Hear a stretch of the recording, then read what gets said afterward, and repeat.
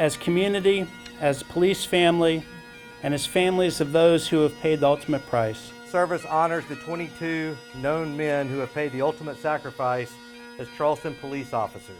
Julian C. Bunch, end of watch, May 1st, 1932. I've been to many, many, many police funerals, and every one of them gets harder and harder as I look around and I see young children, spouses, family members. During this COVID crisis, we leaned more closely into and embrace our communities and the challenges that exist, and there's many. The light of God surround me, the love of God enfold me, the power of God protect me. 22 in the Charleston Police Department, but there's many throughout this country who've lost their lives this year in particular. And we sit here in remembrance to honor them, to honor their families, and to say we will never forget. Obviously, if we're sitting in a garden full of food, the idea is maybe we should do something with it. You can just pick off and put them in your basket. It's a ripe blueberry. Oh, this is an onion. Today we are having a cooking class in our outdoor classroom. Look at that beauty. I think that we really saw just such a great need, especially with COVID, for kids to really get out and to be learning in a safe and socially distant way. My passion for food has been my whole life, and basically this kind of fit the bill, and I was looking to help out Katie's Crops any way I could with the idea of sustainability. I will tell you, too much salt, too much vinegar can ruin a dish, so let's be careful with that today. All right, you want to take it and shake it like this? Got it? So we have other gardens across the United States. Are you learning some new chopping techniques and cutting techniques though? Yes. Definitely. Yeah, cool. Onion. I think it's just a joy to see them, experiencing something new, and really, hopefully they'll taste it once we're finished making it. Any of y'all just cheat and want to eat a bite of something while we're cooking? That is the most important part for us, is just being able to include the community, let them come out to these classes, enjoy the classes, and then having them come back to the garden and really get to help us has been amazing.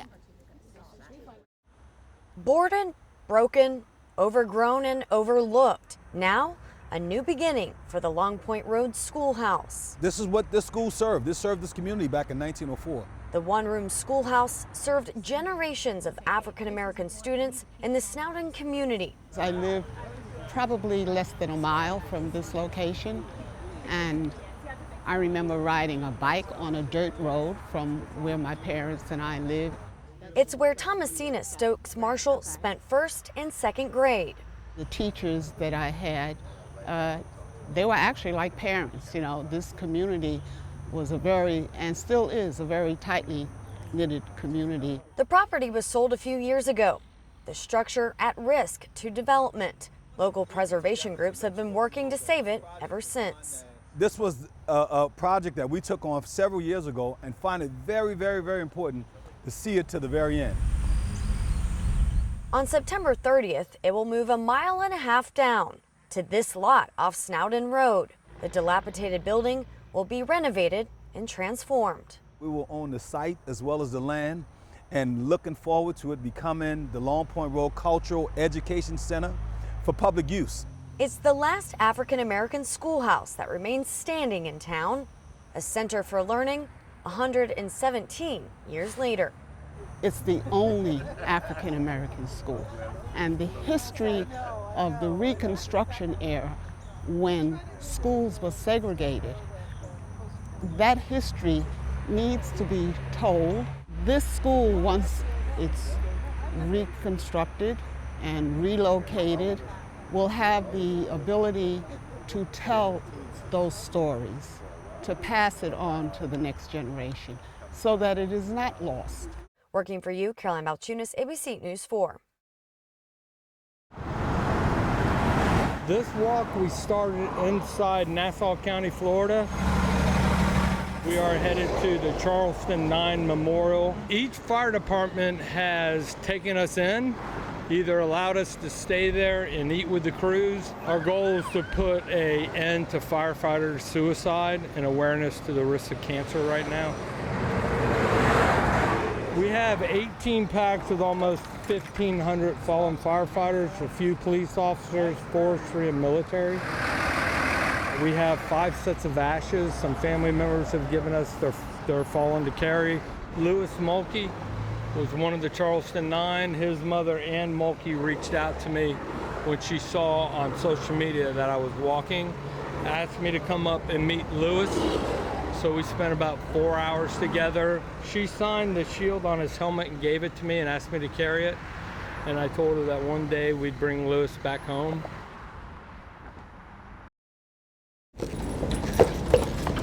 Downtown carriage companies pulled the reins on tours this afternoon.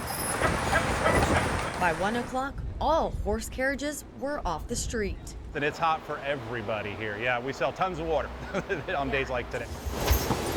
Palmetto Carriage Works completed about 30 tours by noon. Owner Tommy Doyle says he decided to close long before it reached 95 degrees. That's when carriage rides must stop service per Charleston City ordinance.